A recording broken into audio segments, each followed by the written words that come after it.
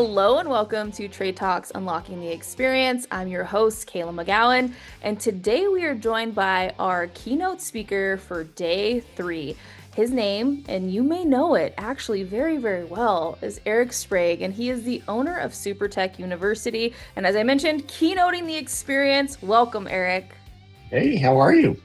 Good. How are you? Roles are I, reversed I'm, now. You're I'm, my I know. I'm honored to keynote. I sent you an email about my manifestation of getting a keynote of the experience the other day. So I'm super excited, and I again thank you for offering that to me. Really yeah. appreciate it. Yes, of course. Honestly, that was something that I needed at the beginning of the week. And I shared it like with the team and I shared it on a call yesterday and just, really showing like this is a full circle moment for you. It's a full circle moment Yeah, for me. I think it's actually one for the industry too, because, how many people do put those types of things on a vision board? And we're here to show that it's a possibility, right? yeah, Like it is possible. yeah. Real quick about that.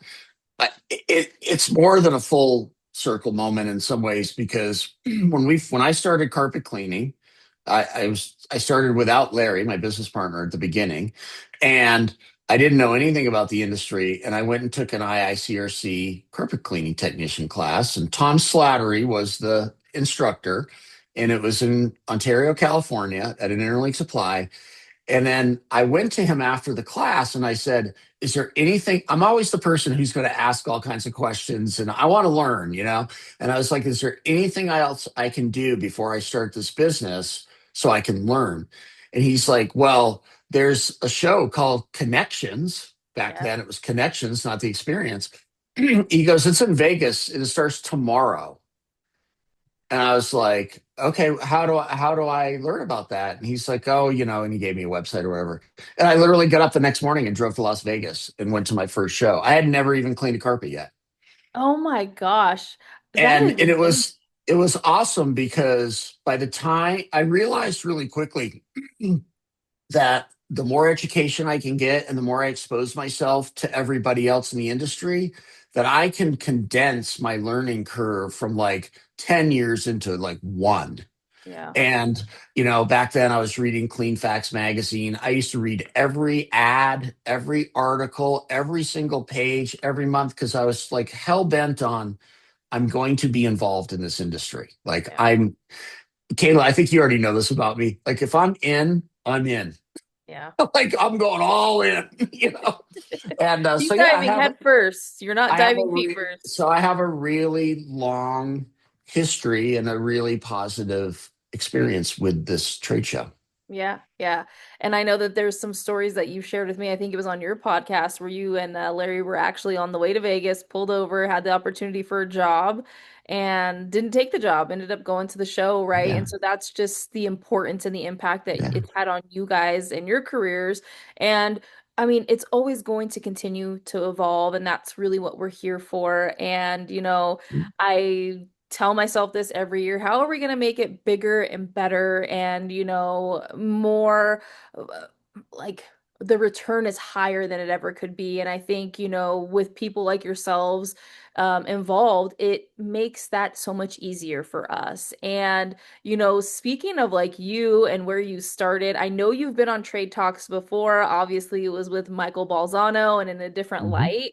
For Yep. those who don't really honestly know much about your background or your career, can you kind of just give like a 15-second or 30-second like just overview? Sure. Because I think people when they come into the industry and they get to meet you and Larry, I don't think they understand the roots of where you guys come from in its entirety. Yeah, I struggle with that sometimes too, because like you hear the word guru thrown around. I don't identify with that word whatsoever. I've been working in home services since I was 15, pretty much. My first job was cleaning swimming pools for the largest swimming pool service company in the state of Maine, where I grew up. It was like the greatest education in home services I've ever. I have a friend that I worked that we started the job together, and 44 years later, he's still there. Right, he's like general manager now, and so I started doing that. And my parents were just like, go to college, go to college. You've got to go to college. You'll be the first one in our family to ever go to college, right? Because I come from a blue collar background. And so I went to college and I had a great time. That's where I met my business partner, Larry. He was my college roommate. And I pretty much partied my way through school. And my dad said this. He goes, "Look, I'm not really so concerned about what you learn." He goes, "I want you to learn how to be good with people." He goes, "So if that requires you to like party for 4 years, but you're really good at working a room or meeting people or whatever, then good on you, right? That's what's going to make you successful." So went there, and then I got a job. I got a white collar job right out of college. And my parents were just like, "Oh my gosh, this is like a new dawn for our family, right?" Kayla, within like 2 weeks, I knew I was in the wrong place, right? I'm like, this is not for me. And I sucked it up in that cubicle for like 11 months and I quit. And my parents were crestfallen. Our college educated, white collar son just quit his like career job. And I'm just thinking, like, I just need to be in a van and I need to be outside and I don't even care what industry it's in. So, and then leading through that, I've just always been a technician. Look, I'm a technician at heart. I was a technician for the better part of 30 years.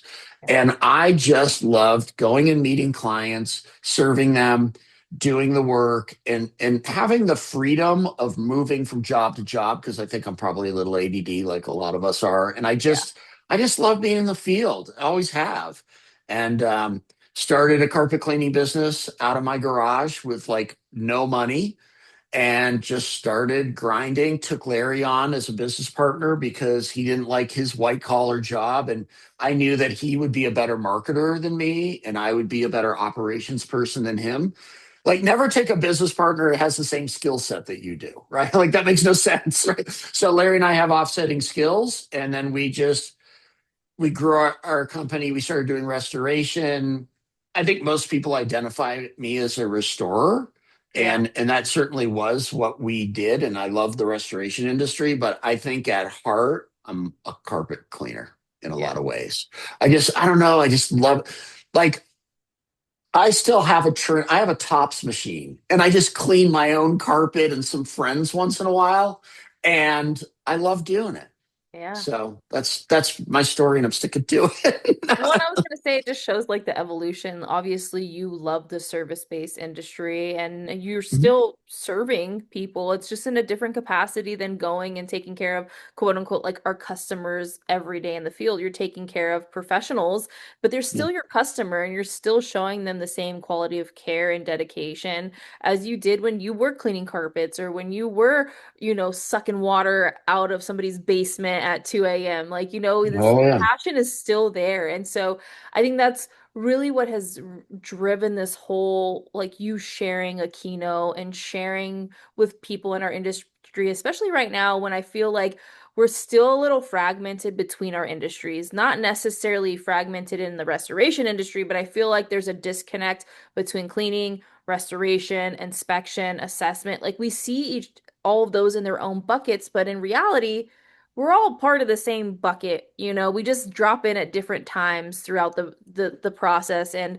really for our customers, right? And so why are you so passionate about your keynote topic? And if you want to share a little bit about that, Yeah. now's your chance. I think it's one that I'm Yeah. super excited for.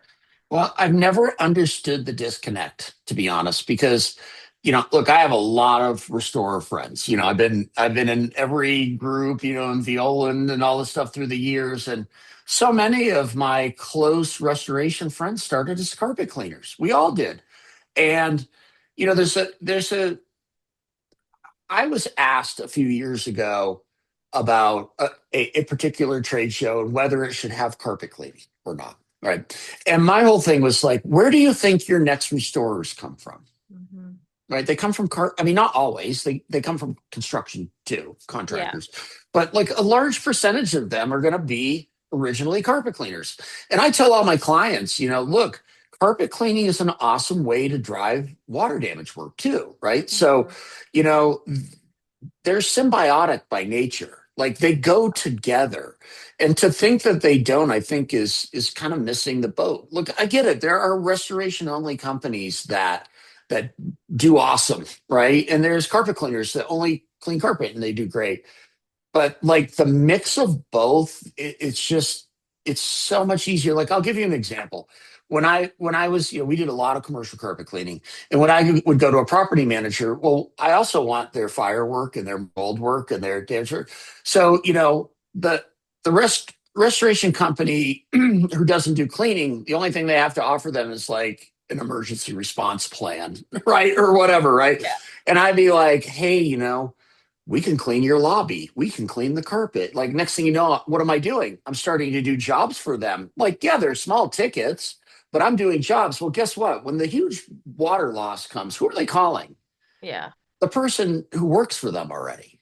Yeah. Because it's like a trial run. So like they go together, and I think my talk is going to be what my keynote is basically how carpet cleaners can pick the portions of the restoration industry that fit their needs.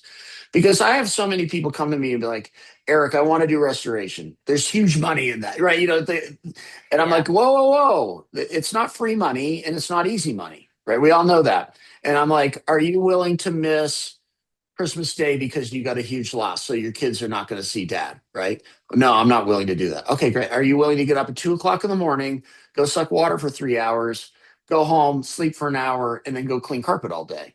No, I'm not willing to do that. Okay, well, then you're not going to do both, right? Yeah. Right. However, and this is what I'm going to talk about, there's all kinds of like portions of the restoration industry that cleaners can schedule. The schedule is the thing. The cleaners who avoid restoration, it's because they already have a cleaning schedule and they can't interrupt it. But Yeah. the thing is that like what cleaners would be amazing at? Mold remediation, because Yeah. they're detail oriented, it's very process driven, it's very neat and tidy, right? And mold work is almost always on schedule, right? Yeah. It's not like you're out doing a mold job at midnight, Yeah. and or odor control. Like there's all these, I don't want to give away my whole talk, but like there's all these portions of the restoration industry that cleaners are really well suited for, maybe better than restorers, to be honest. Yeah. And they're afraid to do them because maybe they don't know about it, or they're afraid to mess with their schedule, or they don't know what training to get, or they just hear that it's high liability. Hmm. But my point is, I want to break down some of those barriers for them and break down some of the myths, and to really, and I kind of like the talk to kind of go both ways, right? If you're mainly a restorer, I want to talk about easy ways to get into cleaning without it taking over your restoration business, but yet it can still drive work to you. And then conversely, cleaners can do the same thing going the other direction with just certain aspects of restoration. Yeah, and I think it's really important. You hit on several great points, but one thing that I will say is you can be a referral source for yourself. Mhm. Like that, I think people really neglect that part of the business, if I'm being quite honest. It doesn't seem like that can really happen. But to your point, you did the small odds and ends, and when something major did happen, they didn't have to look for anybody. And No. I talked about this, I think, with Dan Claps with Voda recently, and I talked to him about, you know, even if you don't service what they're looking for, your customer's still going to call you. So why not take that opportunity, right? Hey, do you know somebody that's dependable for X, Y, and Z? And if you can do it, it's like, oh, hey, I can actually do that. If not, now you refer them to someone else. And I don't think we take as much time and really appreciate that as we should because, yes, it's great to pay for ads. It's great to pay for marketing. It's great to have partnerships. But word of mouth and just customer satisfaction can really drive your business.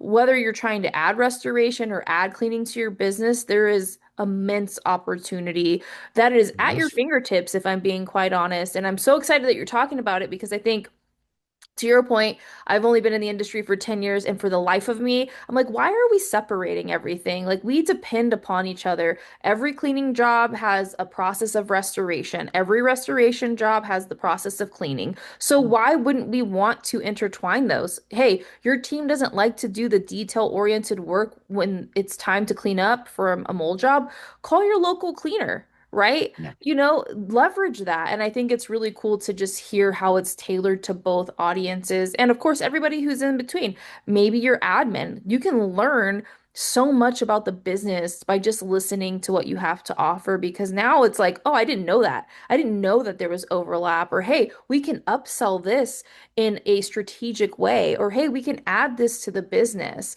So, what are three key takeaways that you want people to take from this talk? I know it's very hard. You did mention a couple, but for, people who are in all different times of their career, new, mid-career, maybe towards the end, like what would you want them to take away?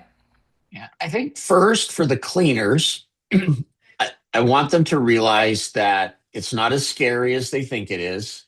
If they get the training and do the good work that they always do, it's not as litigious as they probably think it is. And that not every single restoration type work is emergency, Yeah. right? Like, so that they can actually pick the parts of the industry that they feel good about and like and make that restoration money, especially for what cleaners are slow in the winter. Even in California, where I'm from, winter's slow because it's all relative, right? Like a Yeah. Californian thinks, winter at 55 degrees is like the frozen tundra. They don't want you carpet cleaning. Yeah. So, and what happens in the winter? A lot of restoration work happens in winter, right? So, like, it's a great way to offset that slow season and still make some money.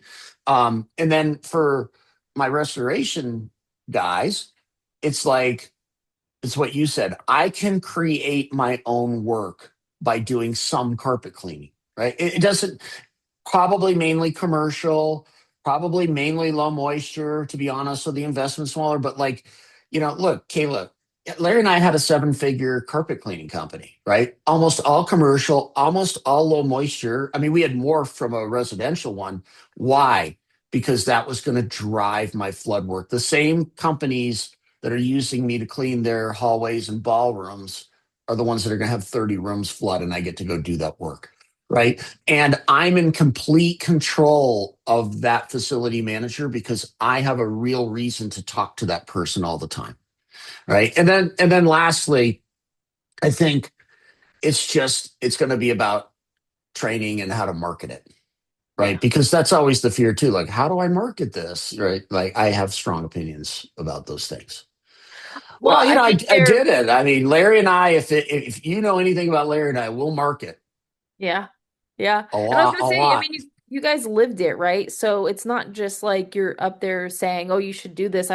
You're talking about things you've done and you've seen success, and then your clients, right? They're seeing success with what you're talking about and having them implement into their business. And so I think it's really important for people just to understand that there's several variables in what you're talking about, but they're going to be able to walk away and start to implement, if they wanted to that day, and that's what this is all about, is to just really go in there and hear it from somebody who started in his garage and, built a seven-figure business and, has done cleaning, has done restoration.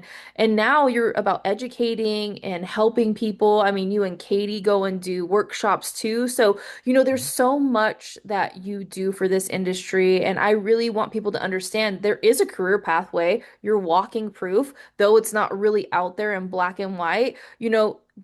You have made your own career pathway, and somebody else can choose to follow that or maybe veer off into a different direction and understand this is not just a 10-year career. It can be 20, 30, 40, 50 years if you want it to be. And that's really one thing that really led us to say, like, gosh, Eric would be such a great keynote speaker because he's not at the end of his quote unquote career, right? He's still in such a great spot in his career. And I think you said at the cleaning business expo you had retired, right? But look at you, you're not retired. For 4 days. Right. And so I think it's really And important. my wife told me you better go start another business because you're in my way. In my way. And I think in my way was the quote. Well, and I think for us in the industry, that just goes to show what kind of people we are. Like we're busy day in and day out. And, if you kind of want to slow down or retire, what does that really look like? And you are still able to go and do some things. I know you're going to go share some fun stuff upcoming later in the episode, but you're still able to dedicate yourself to the career that you have given yourself, your family, and still go and do things that Eric likes to do, right? And so I think there's a part where we grind day in and day out, and there's later down in the career where it kind of just slows down a little bit, but we need to hear from people who have lived that. And that's really where all of this stems from because, I know you still have a lot of great accomplishments ahead of you, but I think it's just really cool for people, no matter where they are in their career, to listen to somebody who, tried other things in life and this is where you are, right? So, with that being said, you've attended for the last 20 years, I think you said earlier. For somebody At listening, least. at least 20 years, but I told you I don't know how that's possible if you're only 40. So so for people who have maybe attended and haven't come back for a little bit, or somebody who's never attended, or even somebody who's attended last year, why would you tell them they should attend the experience? Yeah. I think for a few reasons. Look, some of us who have been coming for a long time were feeling that the show was getting stale, like that it looked the same every single time. I can tell everybody the last two shows, especially last year, just had such new energy and there were new vendors and it just had a way different vibe. And the old vibe wasn't bad. It's just when you've been to the show that doesn't change frequently, you're like, "Oh, all right, I've seen this before." So I think number one, the show is different and has huge energy going into it. Look, the other thing is we're only as good as the education that we get, right? We can't live in our bubble. Like the one thing that I've done well is I've always sought out the best coaching, the most education, the best trade shows because I want to learn from other people. Like I only know what I know, and we can't live inside our own head. That never is a recipe for success. We need to get around people that are been doing it longer or know different things or different products, so that we can really start crafting the vision for our company. So I think that's crucial. And then just just the community, like carpet cleaners and restorers. Like, look, Larry and I also go to like plumbing and HVAC shows and other types of shows, and our industry is special. Like, I could stand out in the hallway at the experience and just start talking to people I've just met, and it feels like I've been talking to them for 20 years because we're all having the same stuff. So just being part of something bigger than ourselves, I think, is important. Because look, when we're in our business the rest of the year, it's head down, like full force ahead. Like we have to get away from our day to day and surrounded by people who are uplifting us to see what the next phase of our business is going to look like. I try to do that. I try to force myself to do that frequently, and I suggest that to really anybody that wants to be successful. Yeah, and I would definitely say you said some things there too. That's like you only know what you know. And our industry is moving so fast. I mean, from technology and AI to new Yeah, companies to acquisitions to processes and procedures, things are changing. Seasons are changing. The way we do things are changing. Customer expectations are changing. And so we're trying to tackle all of those things with people like yourself and who all the other speakers on the agenda.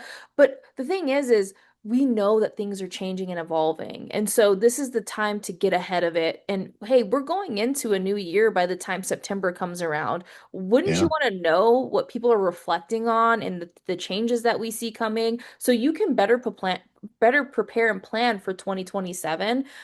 yeah, There's no true season anymore, I feel like. There's really not. And we're seeing people who bank on a season or a specific type of work.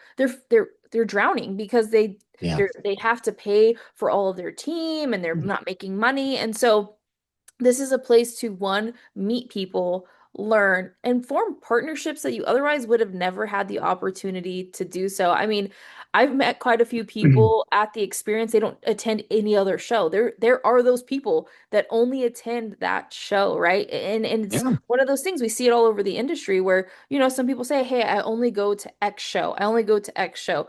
Well, if you only go to that show, that means you're never going to meet that person anywhere else ever, right? Because that's where they like to be. And I feel like we're a family. I feel like, to your point, regardless if you've met them for the first time or you're seeing them for the 50th time. It's so comfortable. It's so fun. There's a lot of critical thinking that goes on. So I think it's really cool. And honestly, thank you for saying what you said about like how it's changed so much because It has. we really do need that in this industry. We cannot just like rinse and repeat. We have to be a little bit more creative and we have to really show, hey, how is this going to impact somebody's mindset or their business or their choices, right?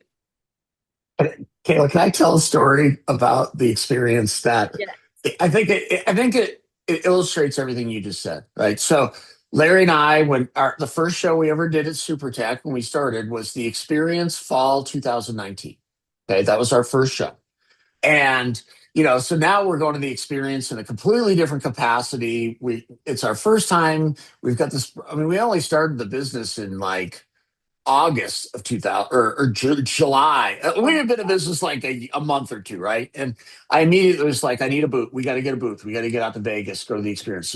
So, I had been, going to classes and in all these industry things. So, I mean, this is going to sound a little gross, but so I'm in the restroom right before the show is going to open, and I'm standing at the stand up one, and a guy walks up and he's like, "Eric, what are you doing here, man? Like I thought you sold your business." It was a guy that I had been in, a bunch of classes, and I'd see him at the show every year.